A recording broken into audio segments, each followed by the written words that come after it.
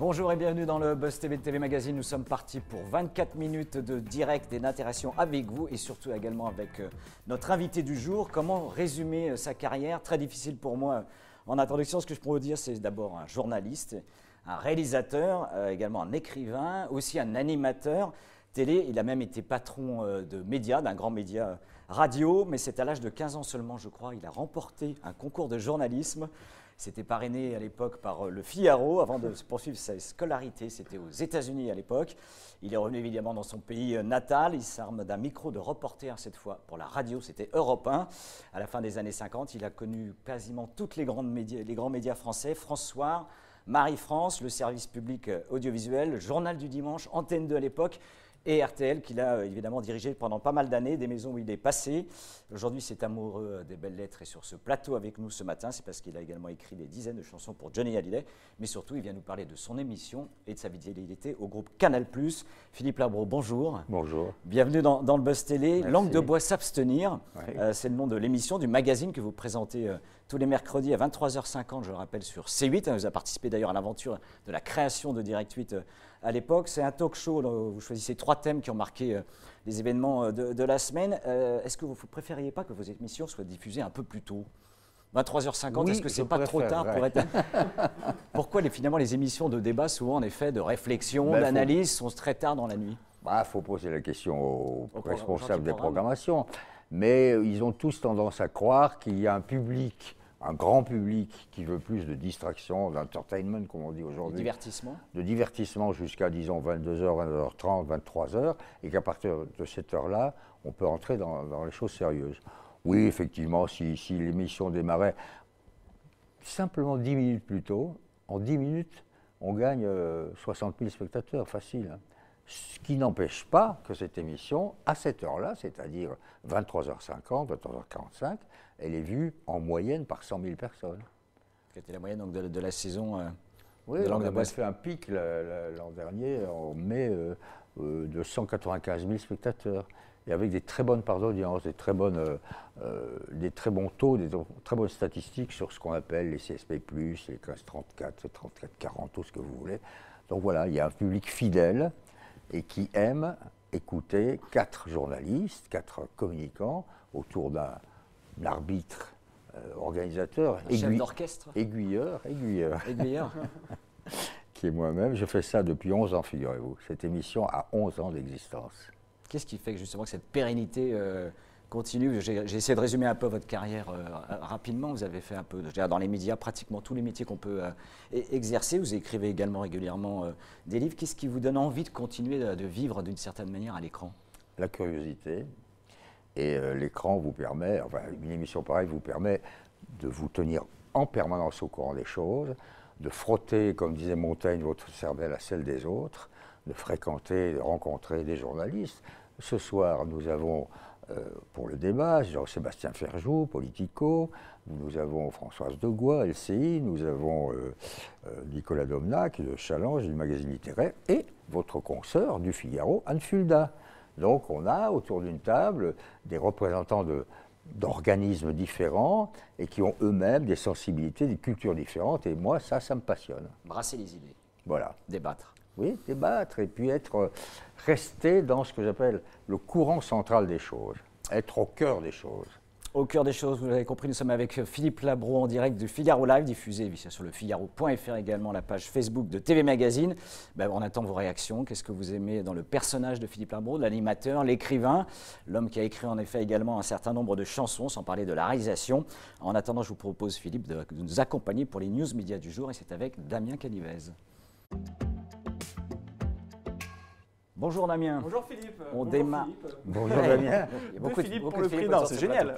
On démarre les news médias du jour avec le rendez-vous traditionnel des audiences de la soirée. Exactement, et sur la première marche du podium, on retrouve Shemar Moore et ses acolytes de la police de Los Angeles. Hier soir, TF1 poursuivait la diffusion de la 2e saison de SWAT. Les 2 épisodes inédits de la soirée ont rassemblé 3,8 millions de fidèles, ce qui représente 19,3% de part d'audience et 500 000 téléspectateurs de plus que la fiction française en rediffusion Crime dans le Luberon sur France 3. Sur la troisième marche du podium, on retrouve France 2 qui enfile la médaille de bronze avec Nos terres inconnues. Raphaël de Casabianca, le nouvel animateur de ce programme, est parti en compagnie de Cécile Bois et de Raphaël Langlais dans les Hautes-Alpes. 2,6 millions de baroudeurs se sont rassemblés devant ce programme d'évasion, 12,8% de part d'audience. Et enfin, on termine avec cette chaîne qui tire son épingle du jeu, M6, qui échoue certes au pied du podium, mais qui signe un score en hausse par rapport au dernier numéro de Recherche maison ou appartement diffusé en août dernier. L'agent immobilier préféré des Français, Stéphane Plaza, a rassemblé 2 millions de téléspectateurs, 10,1% du public. Damien évoquait rendez-vous en terre inconnue. Vous aimeriez participer à ce type d'aventure un peu à l'autre bout du monde ou dans un terrain hostile, comme on dit?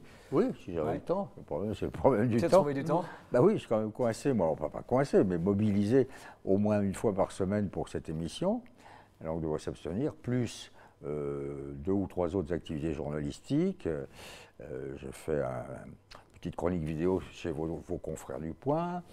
J'ai tous les vendredis dans CNews, qui est le journal gratuit, distribué à 800 000 exemplaires hein, quand même, dans le métro. Donc le vendredi, c'est encore une fois, je porte mon regard. Donc ça me mobilise à Paris en partie. Je peux partir, bien sûr. Je ne sais pas combien de temps ça dure, cette émission. Le voyage est long, quand même. C'est assez long, pour les tournages et les enregistrements. On poursuit les infomédias avec un téléfilm qui va arriver, poignant sur la maladie d'Alzheimer. Exactement. Le 7 octobre prochain, TF1 dégainera en première partie de soirée une fiction unitaire intitulée Premier oublié. Alors, il s'agit de l'adaptation télévisée du roman de Cyril Massarotto, dans laquelle Muriel Robin interprétera le rôle de Françoise, une femme atteinte de la maladie d'Alzheimer, qui a oublié, qui ne reconnaît plus en tout cas l'existence de son fils. Alors, la grosse surprise de ce téléfilm, outre le retour de Muriel Robin qui nous a tous émus dans le rôle de Jacqueline Sauvage, c'était il y a un an, eh bien c'est la prestation assez exceptionnelle de Matt Pokora. Alors vous connaissiez tous le chanteur, eh bien vous allez découvrir l'acteur. Il endossera le costume du fils qui s'oppose au placement de sa mère malgré l'avis de sa sœur et de son frère. C'est une fiction qui va à coup sûr émouvoir les téléspectateurs. France 2, France 3, TF1, de plus en plus traitent des sujets de société à travers des fictions. On voit le phénomène des fictions de manière générale monter, que ce soit sur des unitaires ou également des séries. C'est le rôle de la fiction, justement, de faire évoluer d'une certaine manière un peu les mentalités. Bien sûr. Mais avant la télé, c'était les romans. Hein. Vous aviez Balzac et Zola. La télé joue le même rôle. Hein. C'est un traducteur. Substitution finalement des médias. C'est un traducteur des courants de société, oui, et comme vous dites très bien, aussi des maladies, des problèmes, des drames humains. Vous mentionniez Muriel Robin, il faut dire que j'ai beaucoup d'admiration pour elle. Elle a une capacité de faire passer les émotions et elle ne joue pas. La force, j'ai assez dirigé des comédiens dans ma vie de cinéaste, la force des grands, c'est que vous n'avez jamais l'impression qu'ils jouent. Comme si c'était naturel. Ah oui. On termine ces infomédias avec une petite révolution qui nous attend dans le monde de la télévision, justement. Ah oui, ça c'est assez fou. Et c'est difficile de prédire ce que ce bouleversement aura comme conséquence dans le paysage audiovisuel français. Mais depuis hier, France Télévisions met à disposition de ses téléspectateurs les programmes de la journée et ceux des 6 h du matin sur son site internet france.tv. Ce qui signifie en fait que vous n'avez plus besoin d'attendre 21 h pour consulter votre programme du soir. Il vous suffit, si vous avez la chance d'avoir une pause déjeuner assez étendue, eh bien vous pouvez regarder la série qui était prévue en prime time le même soir sur France 2, France 3, France 4, France 5 et France O. Alors j'ai fait l'essai ce matin, la suite de la série Alex Hugo, donc, qui est programmée ce soir, est déjà disponible sur le site du service public. Alors l'objectif pour la direction de France Télévisions, c'est bien sûr de s'adapter aux nouveaux usages de consommation des téléspectateurs, mais c'est aussi de répondre d'une certaine manière à la grogne des téléspectateurs qui se plaignent toujours et encore des primes qui commencent un peu trop tard. Ben ouais. La télé linéaire, la télé classique telle qu'on la connaît, c'est bientôt très ringard. Vous qui connaissez un peu ce métier, qui avez participé d'ailleurs au lancement de Direct 8, aujourd'hui c'est 8. Tout se regarder à une vitesse effrénée, donc toute la question est de s'adapter.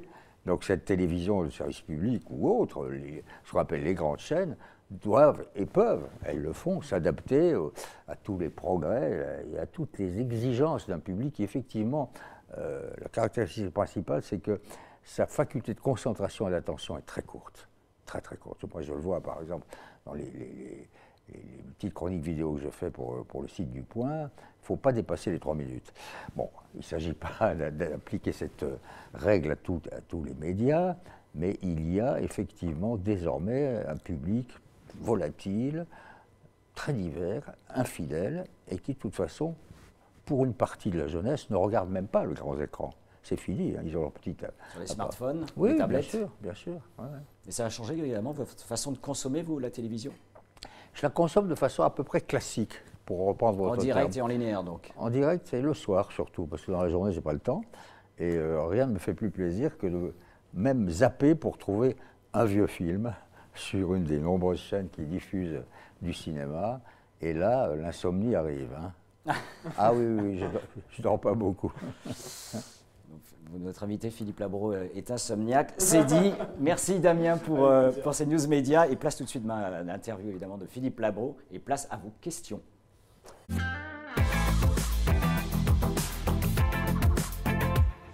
Alors Philippe Labro, je l'ai dit, vous présentez ce soir un nouveau magazine, un nouveau numéro de votre magazine Langue de Bois, ce 23h50 sur la chaîne C8, une émission dans laquelle vous débattez d'actualité en compagnie, vous l'avez dit, de journalistes, éditorialistes, parfois avocats, écrivains, communicants. C'est vrai qu'il y a beaucoup d'émissions de ce genre aujourd'hui sur l'ensemble des chaînes. C'est quoi le sel finalement de l'émission que vous animez aujourd'hui?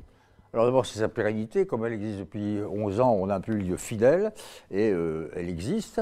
D'autre part, il n'y a pas de showbiz, il n'y a pas de...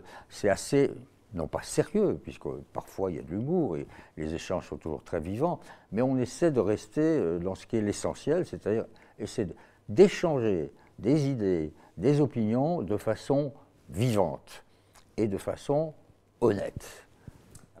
Si on voit d'ailleurs la grille de la chaîne C8, on compte au moins 3 émissions de débat à l'heure actuelle sur ces antennes. Balance ton poste, touche pas à mon poste. Et il y a bientôt de quoi je me mêle avec Éric Nolot, que vous connaissez. Ouais. Ça ne fait pas un peu beaucoup sur une seule et même chaîne ou c'est des genres très différents? Non, ça ne fait pas beaucoup. Écoutez, la proposition d'une chaîne de télé, elle est quand même multiple. Hein. C'est du matin au soir, jour après jour. Donc il faut bien nourrir le spectateur. Non, non, je ne crois pas. Non. Tout dépend, vous savez, tout dépend de la qualité de ceux que vous invitez. Hein. Le talk show, ça n'est jamais que la capacité de faire venir des gens intelligents et différents et qui parlent de l'actualité. Donc, ce sont les invités qui font la force des émissions. Damien Canives, déjà des premières questions et réactions pour effectivement. C'est vrai, nous sommes en direct sur la page Facebook de TV Magazine et sur le Figaro.fr et effectivement les premiers commentaires et les premières questions sont arrivées et elles sont très intéressantes hein, ces questions. Alors on a une question de Christophe qu'on posera un peu plus tard mais on va commencer par celle de Sylvain qui souhaite savoir si C8 pourrait redevenir un jour une chaîne 100% en direct comme à l'époque de Direct 8. D'ailleurs est-ce que votre émission pourrait se tenir toutes les semaines en direct? Ah, c'est compliqué. C'est compliqué. C'est difficile de faire du tout direct. On avait essayé effectivement au début, ça avait été d'ailleurs la caractéristique de cette chaîne inventée conjointement avec Vincent Bolloré. Non, je ne crois pas qu'on puisse revenir au tout direct. Pour quelle raison selon vous? C'est trop compliqué, ça coûte cher, il faut du monde, il faut des studios, il faut... Et puis il y a certains contenus qui méritent qu'on les travaille un peu avant de les proposer. Votre émission, je rappelle, s'appelle Langue de Bois s'abstenir. Est-ce que ça signifie clairement qu'il est formellement interdit de prononcer des lieux communs? Il faut essayer de ne pas être banal, de ne pas être, de pas verser dans le cliché. Oui, mais ça, c'est à mes invités de le faire. Encore une fois, comme je vous disais, ce soir, Anne Fulda, Ferjou, Domnac, De Gois, c'est des gens qui ont chacun une personnalité, qui représentent une certaine opinion. Parce que vous avez remarqué, bien sûr, que d'abord, nous essayons de respecter une parité, 2 hommes, 2 femmes, et ensuite, chacun appartient plus ou moins à des organes qui ont des tendances. Donc il y a plus ou moins gauche, plus ou moins droite. Récemment, nous avons eu le plaisir de recevoir sur ce plateau Pierre Arditi, l'acteur pour France 3. Il disait que l'on ne pouvait plus pratiquement rien dire, qu'on était dans le politiquement correct. Les polémiques s'engendraient et rebondissaient aujourd'hui avec les réseaux sociaux. Est-ce que c'est l'analyse que vous avez vous-même? Est-ce que vous-même vous retenez par moments dans vos analyses, dans vos interviews, dans vos relances avec vos chroniqueurs? Non, non, non. J'essaie d'être décent et honnête d'abord, de ne pas céder au buzz, à la rumeur, à l'ironie, à la dérision et à la désinformation. Mais en face de moi, j'ai des vrais professionnels et qui eux-mêmes pratiquent ce que j'aime, c'est le journalisme, disons, compétent. Donc il n'y a pas de censure d'une certaine manière? Ah ben absolument pas. Absolument pas. D'ailleurs, nous enregistrons l'après-midi pour être diffusé le soir, mais nous ne faisons aucun montage. C'est dans les conditions du direct. Et si on dit des bêtises, on le dit. Et si je commets une erreur, je l'admets et je m'en excuse d'ailleurs. Damien, encore des questions et réactions? Oui, on salue Fabien, Michael, qui sont 2 fidèles du Buzz TV. Et on va poser une question de Martine sur Twitter qui souhaite savoir quel est le thème, le sujet de société qui vous indigne le plus aujourd'hui. Qui m'indigne le plus? L'intolérance. L'intolérance. L'intolérance. La bêtise. On est quand même entouré d'imbéciles et de crétins qui se trompent bien souvent sur leur choix. Ben si, mais je ne vais pas les nommer. Mais... Ah, j'aimerais beaucoup. Non, mais non, il y a quand même il y a une invasion de conneries assez rare. Hein. Sur les réseaux sociaux notamment Partout. Partout. Ouais. C'est-à-dire qu'on est entouré. Non, mais aussi, ça ne m'indigne pas, mais je suis assez surpris par l'incivisme. Ouais. Alors, il n'est pas sur les chaînes, forcément, il est aussi dans la rue et dans la vie. Hein, cette ville, Paris, où nous sommes, devient assez agressive, assez difficile, et j'aime pas ça. Ce soir, après avoir débattu sur Jean-Luc Mélenchon, vous vous intéressez au gouvernement qui prévoit la réforme des retraites, qui est en plein débat et crée quelques remous et manifestations. La retraite, c'est un mot qui résonne chez vous? Pas vraiment. Non, c'est un mot que je ne comprends pas. Je ne sais pas de quoi vous me parlez. Je ne comprends pas. C'est une langue étrangère. Qu'est-ce qui fait courir Philippe Labro, si vous me permettez cette question? L'énergie, la curiosité, le goût de la vie, la certitude qu'il n'y en a qu'une, donc autant la vivre au plus possible, la poursuite de l'excellence. Je ne suis jamais vraiment satisfait de ce que je fais, donc j'essaie de faire mieux et de faire dans différentes activités. L'envie de m'exprimer, certainement le besoin non pas de reconnaissance, mais du moins d'échange avec un public, que ce soit des lecteurs, que ce soit des auditeurs, que ce soit des téléspectateurs. C'est moi, je suis mu par, depuis toujours, un sens du mouvement. Je pense que la vie est un mouvement. Si vous aviez dû choisir, vous n'avez pas le choix entre en effet le cinéma, la littérature, la télévision, je vais essayer de vous coincer. Qu'est-ce que vous auriez fait? Ou parolier? Mais je n'ai pas choisi, justement. Choisir, c'est renoncer. Non, mais l'éclectique est un insatisfait. Donc il va d'une expression à une autre, ou d'une forme à une autre. Donc, mes maîtres, mes références, c'est Cocteau, c'est Guitry, c'est des gens qui ont fait beaucoup de choses. À tout prendre, et aujourd'hui, il est vrai que j'accorde une importance considérable à mes écrits, à mes romans.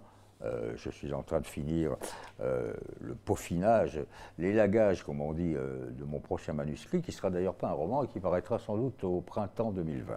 Qui sera sur quelle thématique, sans dévoiler C'est évidemment? une sorte de journal intime, des portraits, des rencontres, presque des petites anti-mémoires, agrémentées de citations que j'ai glanées tout au long de ma vie. J'ai des petits carnets noirs dans lesquels je note toutes sortes de choses. Ça va de Churchill à Coluche, de Zidane à Chateaubriand, et je les pose comme des petits cailloux blancs sur le chemin qui nous amènent à une conclusion d'ordre un peu éthique et philosophique. C'est à la fois un livre de sagesse et de mémoire. Est-ce que dans vos petits carnets noirs, il y a Cyril Hanouna qui est le visage et omniprésent aujourd'hui sur C8? Ben, Hanouna, c'est la vie, lui aussi. Hein. D'abord, il est contemporain, il est de son époque. C'est pas tout à fait gratuit, ni par hasard, que des personnalités politiques ou autres sont venues chez lui. Hein. Les gens ne refusent pas d'aller chez Hanouna. Donc, le mot animateur ne veut rien dire. Hein. C'est un mot beaucoup trop minime par rapport à ce que font des gens comme lui. Il n'est pas le seul, hein. Mais c'est vrai qu'il occupe une place très très importante dans cette chaîne, sans aucun doute. Ouais. Damien. Allez, on pose la question de Christophe. Quel regard portez-vous sur la télévision contemporaine, cette télévision du 21e siècle? Vous qui avez connu l'ORTF, quel regard portez-vous sur cette évolution du petit écran? Bah, c'est l'explosion. C'est-à-dire que la diversité extraordinaire des chaînes, et puis l'arrivée de ces monstres qui s'appellent Netflix, Disney, Warner, tout ça, fait que le regard est celui de quelqu'un qui se dit, vous parliez du choix tout à l'heure, que choisir? Parce qu'au fond, à la fois, il y a beaucoup de médiocrité, il y a beaucoup de choses, pour moi, inintéressantes, mais en même temps, il y a une richesse. On apprend, la télé vous apprend des choses. Même dans les Marseillais sur W9, on apprend des choses. Alors ça, je ne regarde pas ça. Je ne sais même pas de quoi vous me parlez. C'est une télé-réalité, je vous invite à regarder 18h50. Non, mais je n'ai aucun mépris pour quoi que ce soit qui soit fait à la télé, mais ça n'est pas du tout ma culture. Je l'ai rappelé tout à l'heure, vous avez participé au lancement de la chaîne Direct 8, hein, aujourd'hui C8, c'était en 2005, l'éclatement et le lancement de la TNT gratuite en France. S'il fallait aujourd'hui lancer une chaîne, à quoi elle ressemblerait? Small is beautiful. On essaierait d'être plus modeste, plus humble, et d'aller au fond des choses. Elle serait peut-être très emmerdante, mais au moins, elle joue un rôle. Le rôle que joue aujourd'hui la presse écrite. La presse écrite donne des infos, mais les infos, on les a par les chaînes en info continue, la radio, tous ces réseaux sociaux. Qu'est-ce qu'elle fait? Quelle est la force de votre journal Le Figaro et d'autres journaux, Le Monde, Libé, tout ce que vous voulez? C'est le contenu, c'est aller plus loin, c'est réfléchir, c'est prendre du recul. Parce que quand les gens apprennent un événement dans un pays, quoi que ce soit, il faut au moins situer le pays, décrypter, faire comprendre. Il ne suffit pas de faire apprendre, il faut faire comprendre. Puisque vous parlez apprendre et comprendre, C8 a organisé un concours de lecture en partenariat avec le ministère de la Culture. 15 concurrents ont été présélectionnés. Ils ont eu la chance de lire dans l'émission L'art de dire voyage au bout de la nuit. Le concours, c'était sur C8. 3 candidats seulement donc, peuvent remporter la semaine de 3 000, 2 000 ou 1 000 euros, je crois. Vous faites partie du jury. Et vous présidez le jury, pardon, et vous avez élu 3 gagnants hier. Qui a gagné? Est-ce que j'ai le droit de le dire? Je ne sais pas. Je ne suis pas sûr que le communiqué il y a encore un embargo. Sorti. Il y a deux hommes, une femme. Et c'était très émouvant et très intéressant. Mais pourquoi s'investir justement avec C8 dans cette aventure? Écoutez, cette émission existe depuis, à mon avis, les débuts de la chaîne. C'est une idée que Vincent et moi avons eue très tard dans la nuit. Vincent Bolloré, donc on le rappelle. Oui, Vincent Bolloré, pardon. Avons eu, mettre très tard dans la nuit, quelqu'un, un homme ou une femme, et c'était souvent des femmes, d'ailleurs, et peut-être des comédiennes, qui lit des très beaux textes. Et après tout, pourquoi pas? Il y a des insomniaques, on parlait d'insomnie tout à l'heure. Il y a un public qui évolue entre 25 à 30 000 personnes, à 3 h du matin. Et il me semble que ça remplit un rôle que d'autres chaînes ne font pas. Cette émission est unique. C'est une émission culte d'ailleurs. Et là, c'est, comme vous dites aujourd'hui, c'est followers. Je dirais simplement, c'est suiveurs. C'est suiveurs. Il y a Philippe également Labro qui a écrit des dizaines de chansons. C'est pour Johnny Hallyday. Le souvenir que vous gardez de cette collaboration avec ce très grand chanteur français? C'est un souvenir très fort, très vivant dans ma tête. D'ailleurs, je lui consacre beaucoup de pages dans mon prochain livre qui sort donc au printemps. Ça a été une amitié étonnante. Jamais de conflit, jamais de problème, jamais de querelle, une grande complicité. On ne se voyait pas tout le temps, il avait une vie tellement plus complète et compliquée que la mienne, mais il y a toujours eu un lien d'affection, d'amitié, de complicité, et j'y pense souvent, oui, je pense souvent à Johnny, comme beaucoup de gens d'ailleurs. La chanson qui vous touche le plus, que vous avez écrite pour lui, qui vous marque le plus aujourd'hui? On était assez fiers, lui et moi, du poème sur la 7e, qui n'est pas une chanson, qui est un poème qui était véritablement prémonitoire, puisqu'il j'ai écrit au début des années 70, et qui nous racontait ce que sera un jour la planète, c'est-à-dire un endroit dévasté. Et puis il y a aussi quand même ce qui est resté un tube, et qui continuait de chanter malgré 30 ans d'écart, qui est Ma jolie Sarah. Et j'aime assez La fille aux cheveux clairs, qui est une mélodie un peu mélancolique, un peu country western, j'aime beaucoup la country. Dernière question de nos amis internautes, Damien. Une question de Jacques sur Twitter. De quoi êtes-vous le plus fier aujourd'hui? C'est vaste. Oui, mais c'est immodeste, on est fier de rien. On pourrait tellement faire mieux. Je suis fier de la famille qui est autour de moi et de la fidélité de cette famille et de son harmonie. Voilà, beaucoup plus que mes petites œuvres. Je suis fier de l'amour et du bain d'amour dans lequel baignent mes enfants, mes petits-enfants et bien entendu la femme de ma vie. Vous savez Philippe, il faut faire des choix dans la vie, même si tout à l'heure vous avez refusé de choisir un métier parmi tous les métiers que vous avez pu exercer. Et c'est précisément ce qu'on va vous demander avec notre dernière rubrique qui s'appelle Sucré-salé.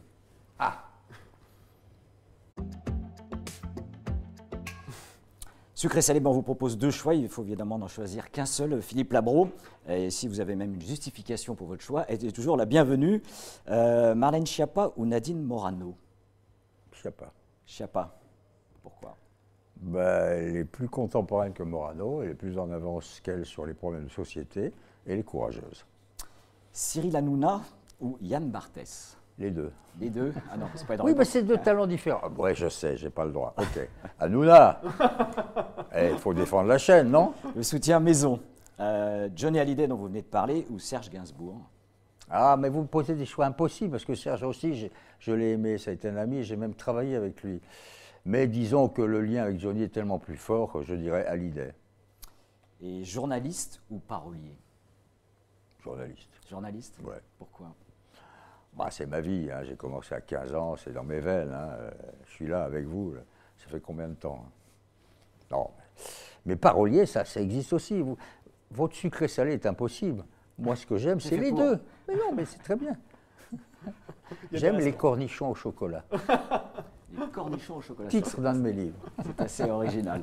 Votre prochain livre, Philippe Labro, on le retrouve donc 2020. Printemps 2020, oui, ça dure mars-février, on verra. Avril, on verra. Et avant qu'on vous retrouve sur C8 dès ce soir, il a déjà un titre, ce livre? Ou c'était trop indiscret? Oui, mais je ne vous le livrerai pas parce qu'il est assez étonnant et donc je préfère le garder quand nous commencerons le teasing, comme on dit aujourd'hui, c'est-à-dire quand on commencera vraiment à en faire parler. C'est un peu tôt. Vous viendrez nous revoir à cette occasion. Mais évidemment, j'espère. bien sûr. Merci Philippe Je Labro vous en d'être prie. venu dans ce Buzz Télé. Vous restez avec nous encore quelques instants.